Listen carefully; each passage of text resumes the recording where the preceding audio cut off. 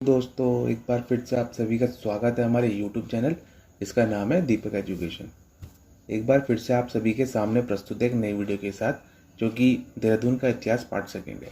अगर आपने इससे पहले की वीडियो नहीं देखी है तो आप हमारे प्लेलिस्ट में जा करके चेक कर सकते हैं, या फिर आप हमारे डिस्क्रिप्शन बॉक्स में भी देख सकते हैं। चलिए दोस्तों, शुरू करते हैं आज की वीडियो। तो दोस्तों, आज हम जानेंगे देहरादून में राष्ट्रीय उद्यान, वन और वन्यजीव के बारे में, जिसमें सबसे पहला पॉइंट आता है आपका, देहरादून को वन नगर कहा जाता है।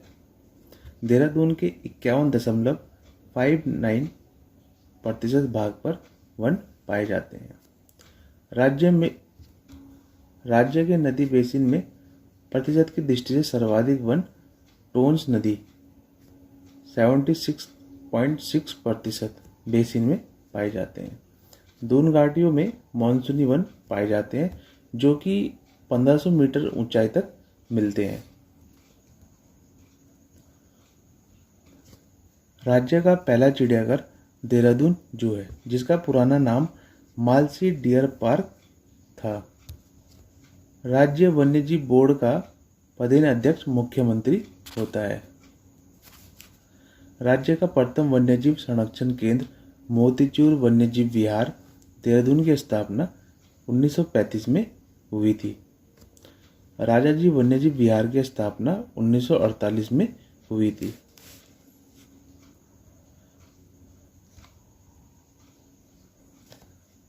आसन वेटलैंड संरक्षण आरक्षित की स्थापना 2005 में देहरादून में हुई। यह जो संरक्षण है वो आपका 440 वर्ग हेक्टेयर क्षेत्र में फैला हुआ है। अगला है दोस्तों आपका राजाजी राष्ट्रीय उद्यान। इसकी स्थापना की बात करें तो 1983 में इसकी स्थापना हुई थी। यह दोस्तों आपका 3 वन्यजीव अभ्यारण्यों से मिलकर के बनाया गया था, जिसमें आपके जो नाम है वह है चीला, मोतीचूर एवं राजाजी राष्ट्रीय अभ्यारण्य से मिलकर राजाजी राष्ट्रीय उद्यान बनाया गया था। यह हाथियों के लिए प्रसिद्ध है। राजाजी राष्ट्रीय उद्यान का नाम स्वतंत्र भारत के प्रथम भारतीय गवर्नर श्री राजगोपाल जी के नाम पर पड़ा था, जिसका जो मुख्यालय दोस्तों वो आपका देहरादून में स्थित है। राष्ट्रीय उद्यान की बात करें तो 2016 में राज्य का दूसरा टाइगर रिजर्व घोषित किया गया। राजाजी जो राष्ट्रीय उद्यान है दोस्तों वो आपका 3 जिलों में फैला हुआ है, जिसमें आपका देहरादून, पौड़ी और हरिद्वार शामिल है। इसके क्षेत्रफल की बात करें तो 820 वर्ग किलोमीटर क्षेत्रफल में राजाजी राष्ट्रीय उद्यान फैला हुआ है।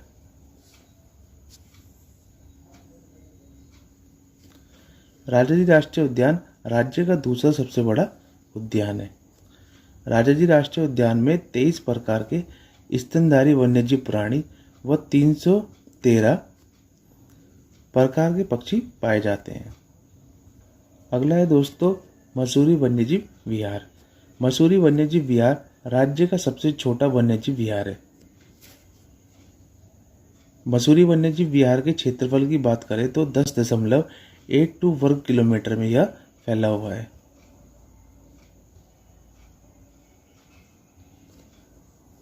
मसूरी वन्यजीव विहार माउंट क्वेल यानी पहाड़ी बटेर के नाम से प्रसिद्ध है। यह दोस्तों एक पक्षी का नाम है, जो कि आपका मसूरी वन्यजीव विहार में देखने को मिलता है और उसी के लिए ये बहुत ही प्रसिद्ध है। 1993 में मसूरी वन्यजीव विहार की स्थापना की गई थी। अगला है दोस्तों भारतीय सर्वेक्षण विभाग। भारतीय सर्वेक्षण विभाग की स्थापना की बात करें तो 1767 में इसकी स्थापना बंगाल में हुई थी, जिसका मुख्यालय द्वितीय विश्व युद्ध के दौरान 1942 को बंगाल से देहरादून जनपद में स्थानांतरित किया गया था।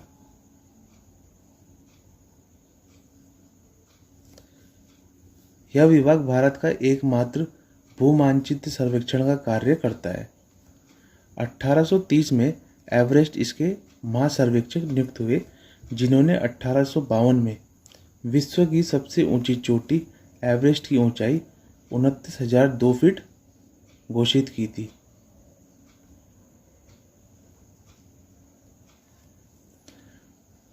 अगला है दोस्तों फॉरेस्ट रिसर्च इंस्टीट्यूट, इसे दोस्तों शॉर्ट में FRI भी बोला जाता है। 1865 में भारत के प्रथम वन महानिरीक्षक ड्रीटिश ब्रैंडिस नियुक्त किए गए। देश के प्रथम वन्य विद्यालय के लिए वन विद्यालय की स्थापना 1878 में फॉरेस्ट स्कूल ऑफ देहरादून के नाम से हुई, जिसके गठन की सलाह ड्रीटिश ब्रैंडिस ने दी थी। 1884 में इसका नाम बदलकर इंपीरियल फॉरेस्ट स्कूल रखा गया। 1906 में अनुसंधान कार्य के साथ जोड़ते हुए इसका जो नाम है वो इंपीरियल फॉरेस्ट रिसर्च इंस्टीट्यूट रखा गया और बाद में स्वतंत्रता के बाद इसका नाम इंडियन फॉरेस्ट रिसर्च इंस्टीट्यूट हो गया।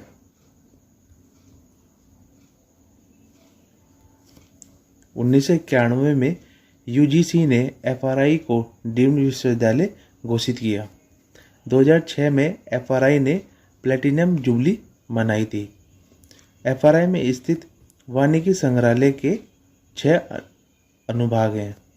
FRI का मुख्य भवन ग्रीक और रोमन शैली में बनाया गया है। FRI मुख्य भवन के वास्तुविद GC ब्लूमफील्ड थे। FRI मुख्य भवन का उद्घाटन 1929 में हुआ था। FRI के मुख्य गेट का नाम ब्रैंडिस गेट के नाम पे रखा गया है। FRI में इंदिरा गांधी राष्ट्रीय वन अकादमी भी स्थित है।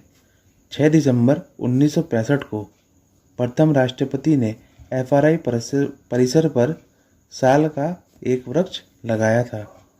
दिसंबर 1981 प्रथम महिला प्रधानमंत्री ने FRI परिसर में एक रुद्राक्ष वृक्ष लगाया था।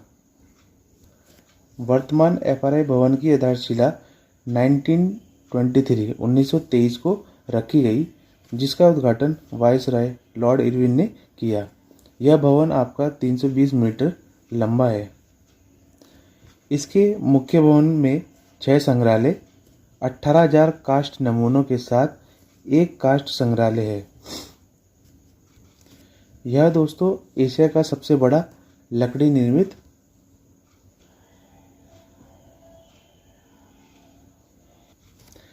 दीक्षांत सभागार है।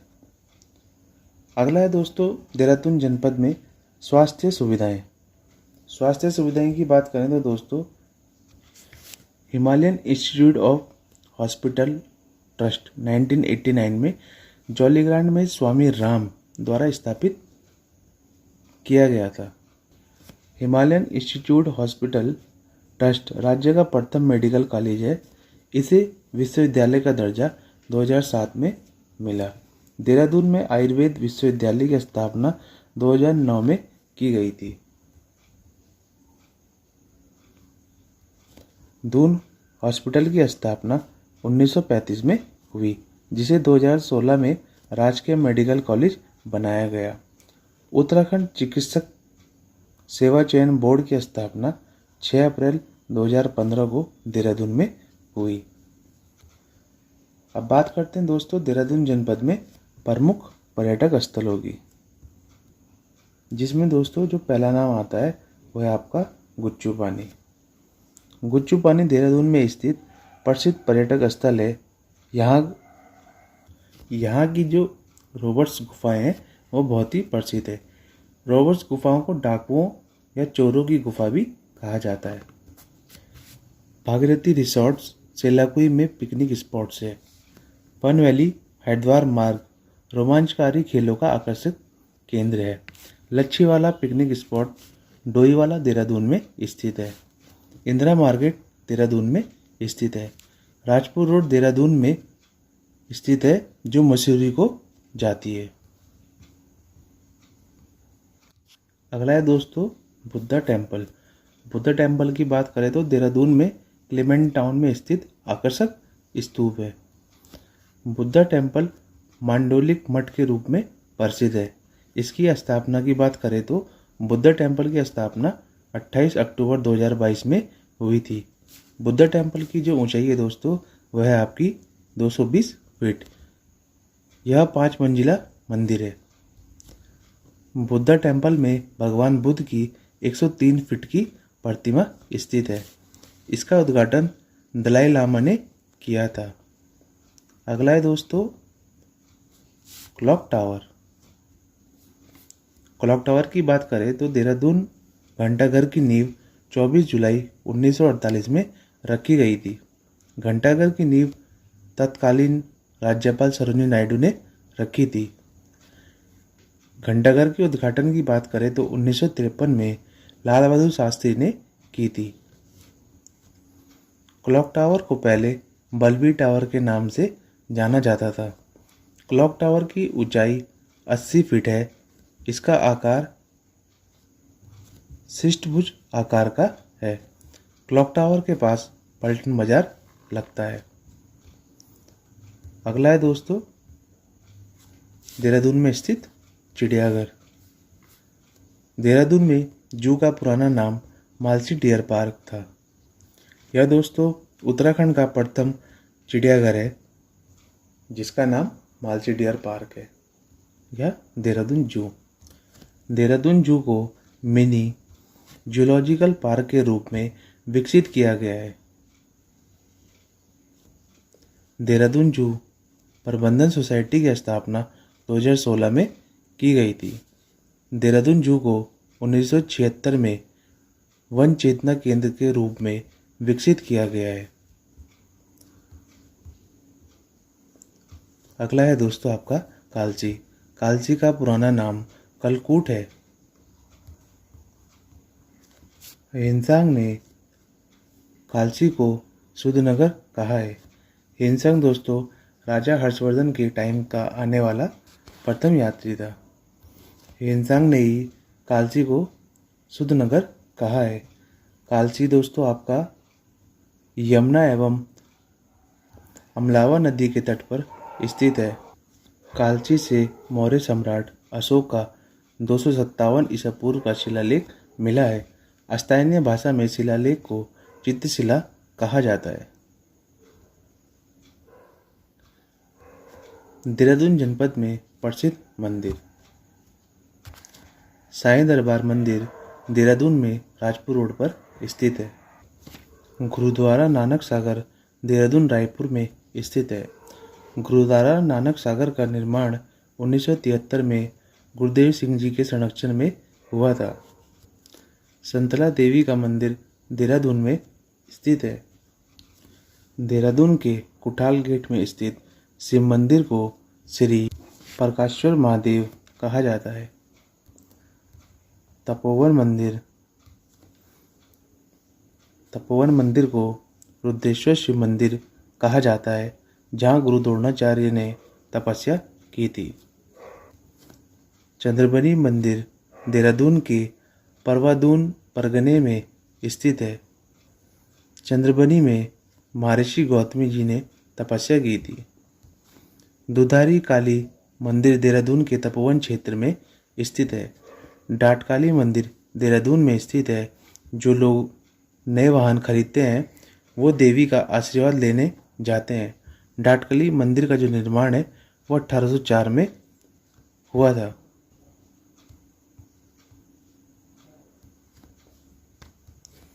मालदेवता मंदिर भगवान शिव का प्राचीन मंदिर देहरादून में स्थित है। मालदेवता मंदिर गोरखा शासकों ने बनवाया था। श्री सनातन धर्म मंदिर धर्मपुर देहरादून में स्थित है। श्री परशुराम मंदिर खुटबुड़ा मोहल्ला देहरादून में स्थित है। अब दोस्तों देहरादून जिले में प्रमुख त्योहारों और मेलों की बात करते हैं, जिसमें जो आपका पहला है टपकेश्वर मेला देहरादून में शिवरात्रि के दिन में लगता है। अगला जो आता है दोस्तों वह है आपका नुडाई मेला, जो कि आपका जौनसार क्षेत्र में भेड़ बकरियों को चराने वालों के नाम से मनाया जाता है। विषु मेला जौनसार बाबा क्षेत्र में लगता है। विषुवत संक्रांति को लगाया जाता है। जखोली मेला देहरादून में लगता है। गनियाद मेला देहरादून के जौनसार भावर में लगता है।